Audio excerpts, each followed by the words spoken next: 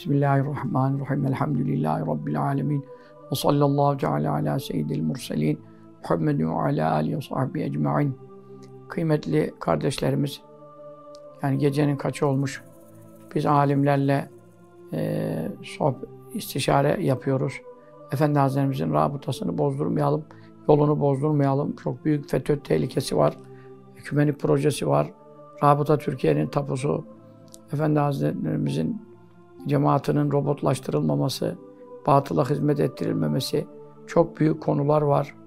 Yani 2022'den beri İsmailhanet'e konan bir yazı bugün işte neyse değiştirdiler, güncellediler. 2022'den beri kimse uyanmamış. Efendim Avrupa'da, Amerika'da olsa, İslam kendisine yanlış ulaşmış olsa, o hiç araştırmasa benim cehenneme girmeyecek. Ya böyle bütün imamlara göre böyledir. Nasıl imamlara göre böyledir? Bunlar fetret ehli sayılır mı şu andakiler? Her türlü imkanları var falan. Vesaire. Nelerle uğraşıyoruz bugün yine yani. Bu saatte de bu videoyu çekiyorum. Bu akşamki sohbetimizde yani canlı yayın idi Hayder Merkezi'nde. Dedim ki işte Efendi Hazretleri'nin rabıtasını bozdurmaya artık karar vermişler. Seçimden sonra bunu resmi sitelere koyacaklar. Çünkü dış proje yani onlara dayatılıyor. Kiminin şantajı var FETÖ'nün elinde, kiminin şusu var, busu var. Bunları az çok biliyoruz. Burada böyle bir yapılanma var. Hasan Efendi hocamız da büyük istismar ediliyor. Onda şu anda fikrini değiştirdiği, 20 ay sonra izin verdiği falan konuşuluyor. Bunlara biz Hasan Efendi adına inanmıyoruz. Ve lakin ben önümüzdeki çarşamba 22.30 akşam 22.30'da YouTube'dan canlı yayın yapmak suretiyle bu ustaki bütün şahitliklerimi ve bu zamana kadar hiç konuşmadığım ama şu anda konuşmaya mecbur olduğum bilgilerimi Hasan Efendi hocamızın konumu hakkında, Ahmet Usta Osmanoğlu'nun konumu hakkında ve o heyetteki durumlar hakkında falan çok önemli açıklamalar yapacağımı beyan ettim. Sonra işte gece 11-12'den sonra yaptığımız istişareler 2'ye kadar sürdü. Bu istişareler neticesinde bazı hoca efendiler dediler ki sen şöyle bir şey yap dediler. Ben de onu uygun gördüm. O da nedir? Şu anda beyan ediyorum. Çarşamba 22.30'a ben yaptım. Yani insanlara söz verdim şu anda canlı yayında. Sohbetinde tabii yeni konuluyor siteye. O da ondan sonra o 100 binlere ulaşıyor. Ben bu sözümden dönemem ancak bir şartım var. O da nedir? Birkaç hoca efendi, işte Talih Hoca meraklı bu işlere. O olur, Hüsamettin Vanlı Hoca olur. Veya onlardan kim istiyorsa, Ahmet Usta Osmanoğlu'dur, torunlar. Kimi istiyorlarsa. Ben herkese açığım. Hasan Efendi hocamızla, büyüğümüzle beni görüştürecekler. Kameralar da çekecek. Yani canlı yayın yapılmaz. Kameralar da çekecek.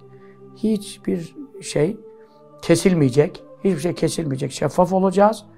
Ben Efendi Hazretlerimizin bana rabıta bana devam edecek buyurduğunu, benim rabıtam Mehdi'ye devam edecek buyurduğuna dair şahitliklerimi beyan edeceğim Hasan Efendi hocamıza. Doğru yapıyor muyum, yapmıyor muyum diye soracağım. Bu kadar. Ondan sonra herkes onun ne cevap verdiğini görecek. Tabii sağlığının yerinde olması, bizi duyması, bize bir cevap verebilmesi tabii çok uzun konuşacak hali olmadığını biliyoruz. Ama bir doğrudur demesi, başını sallaması bile nedir? Bu hususta delil teşkil edecek. Yani şöyle, benim şahide delile ihtiyacım yok. Ben Efendi Hazretleri'nden bizzat duymuşum, bitmiş benim için. Ama kamuoyunda bunlar bu işi yapmadan evvel mutlaka bir görüşelim, bakalım ki Hasan Efendimiz ne buyuruyor? Sen şimdi hem şeyhim diyorsun, hem silsileye yazıyorsun, hem bizi bağlar diyorsun, her şeyi söylüyorsun. Ondan sonra ben Hasan Efendi ile bir görüştünüz, ben Hasan Efendi canım ciğerim. Araba yanında büyüdüm, yetiştim ya. Yanında büyüdüm. Benim kadar hiçbir Hasan Efendi yanında durmadı. Saatler bakımından. Yani bu kadar hukukum var. Hani evdeki çoluk çocuğu müstesna tabii. Böyle bir insana beni görüştürmüyorsan o zaman kamuoyu kararını verir. Bak Daha kaç gün var? Cuma, cumartesi, pazar, pazartesi, salı. 5 gün var. Bu 5 gün içinde benim işim uzun değil. 5 dakikada ben maksadımı anlatırım. Hoca efendiyi de rahatsız etmem. Elini öperiz, ayağını öperiz. Çıkar gideriz. Biz büyüklerimize saygımızı biliriz. Ama bakalım görüştürebilecekler mi? Bu teklifim çünkü bir ay sonra, 2 ay sonra sen seçimden sonra Hasan Efendi'ye iftira edip Efendimiz'in yolunu bozma kararını İsmaila sitesine koyacağın haberleri geliyor. Ben seni bir ay, 2 ay daha bekleyemem. Zaten Seyfettin İnancı'nın yüzünden devamlı hocam şöyle oldu, hocam böyle oldu, biz şöyle dedik, biz böyle dedik. Not gönderdik, bilmem ne gönderdik. Beni oyaladılar. Vakit kazandılar. Artık yemezler efendim. Efendi Hazretleri'nin yolu bozulmaması için her şeyi gözden çıkarmışım. Her bedeli ödemeye hazırım. Kimse beni yolumdan Allah'ın izniyle döndüremez. Bu batılı, bu projeyi, bu FETÖ projesini önleyeceğiz Allah'ın izniyle. Bu cemaati koruyacağız, kurtaracağız inşallah. Efendimiz öyle buyurmuş. Yani Ömer Hoca da söylüyor. Diğerlerinizden cübbeliyle Allah bu yolu muhafaza edecek. Yani efendim benim aklımda çok bir cilt olur diyorum sana. Muhafaza ediyor. Muhafaza ediyor. Ben tek değilim bu işte. Birçok hoca efendilerden Allah hepsinden razı olsun. Ama işte Borazancıbaşı diye adımı takmışım ya yani. Borazancıbaşı ben. Tabii ki hepsinden yardım alıyoruz. Dualarınızı da bekliyoruz. Bu ilanımızı da yapıyoruz.